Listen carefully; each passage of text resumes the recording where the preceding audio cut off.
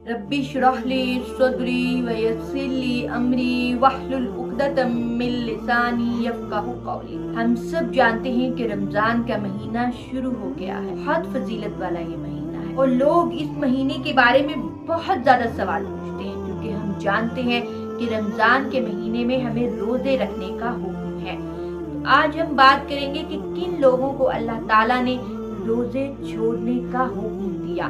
लेकिन उससे पहले हम बात करेंगे इस बारे में कि कुरान पाक में सूरह बकरा में जब जिक्र हुआ रमजान का, जब जिक्र हुआ रोजों का, तो उसके साथ अल्लाह ताला ने किन चीजों का जिक्र किया। तो जहाँ पर अल्लाह ताला ने रोजों का जिक्र किया, साथ ही अल्लाह ताला ने एक बहुत ही खूबसूरत दुआ का जिक्र किया। अल्लाह पाक ने फरमाया कि ए नबी मेरे बंदों से कह दो, ए नबी जब मेरे बंदे मेरे बारे में पूछें तो उनसे कह दो कि मैं तो उनके करीब ही हूँ, और जब कोई पुकारता है मुझे पुकारने वाला तो मैं उसकी दुआ को कबूल करता हूँ। अल्लाहु अकबर। तो कितनी खूबसूरत दुआ है। तो जब मैं उनको अपनी तरफ बुलाऊं तो वो भी मेरा हुक्म माने, मुझ पर ईमान लाएं।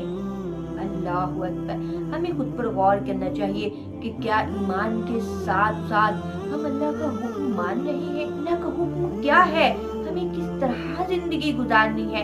हमें अपनी जिंदगी के एक एक पहलू पर गौर करना चाहिए। एक तो इस आयत से हमें ये नसीहत मिलती है, और दूसरी क्या कि कभी भी अल्लाह की रहमत से मायूस नहीं होना। कभी ये नहीं सोचना कि क्या मेरी पुकार, क्या मेरी दुआ अल्लाह तक पहुंच रही है, क्या अल्लाह सुन रहा है, मेरे मामलात कैसे हल होंगे। बल्कि तुम्हें अपने रब पर भरोसा रखना है और ये सोचना है कि तुम्हारा रब तो तुम्हारे करीब है और वो तुम्हारी दुआओं को सुन रहा है और वो उसको कबूल भी करेगा। लेकिन तुम्हें उसके लिए क्या करना है कि जब तुम्हारा रब तुम्हें बुलाए, 5 वक्त अज़ान होती है, जब वो तुम्हें बुला रहा होता है कि आओ नमाज की तरफ, तो तुमने भी जाना है। जब उसने तुम्हें मना किया कि किसी का हक नहीं मारना, तो तुमने नहीं मारना किसी का हक। जब उसने तुम्हें मना किया कि तुमने झूठ नहीं बोलना, तो नहीं बोलना। जब उसने तुम्हें मना किया कि तुमने नामहरम से बात नहीं करनी, मोहब्बत तो बहुत दूर की बात है, बात नहीं करनी तो नहीं करनी।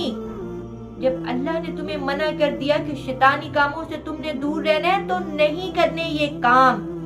और जब ये सब हम नहीं करेंगे तो कैसे हमारी दुआएं कबूल होंगी। हमारी दुआएं कबूल होंगी के साथ साथ इस बात पर भी गौर व फिक्र करना चाहिए। रमजान वो महीना है जिस महीने में कुरान नाजिल हुआ, बहुत ही ज्यादा फजीलत वाला महीना है। तो किन लोगों को रोजा छोड़ने की इजाजत है, इस बारे में अल्लाह का हुक्म क्या है। सबसे पहले अल्लाह पाक ने फरमाया कि मुसाफिर रोजा छोड़ सकता है। दूसरे नंबर पर जो बीमार है वो भी रोजा छोड़ सकता है। लेकिन आजकल की माएँ, उन्होंने एक नई चीज भी इजाद कर दी है। क्या?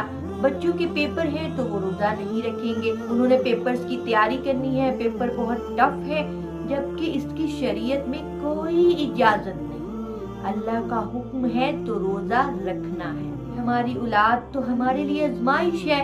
अल्लाह पाक ने कुरान पाक में हमें बता दिया कि ये औलाद तुम्हारे लिए आजमाइश है। कहीं इनकी मोहब्बत में दुनिया के माल में न पड़ जाना, दुनिया की ख्वाहिश में न पड़ जाना। और ये भी एक किस्म की मोहब्बत है कि हम दुनिया के लिए कहें कि आप रोजा नहीं रखो, आपका पेपर है, पेपर बहुत टफ है। ये भी दुनिया की मोहब्बत है। तो ये हमारे लिए एक आजमाइश है। उसके बाद जब लड़कियों को हैज होता है तो उन्हें रोजा छोड़ने की इजाजत है, वो रोजा नहीं रखेंगे। अल्लाह पाक हम सबको सेहत अता फरमाए और हम रमजान के मुकम्मल रोजे रखें।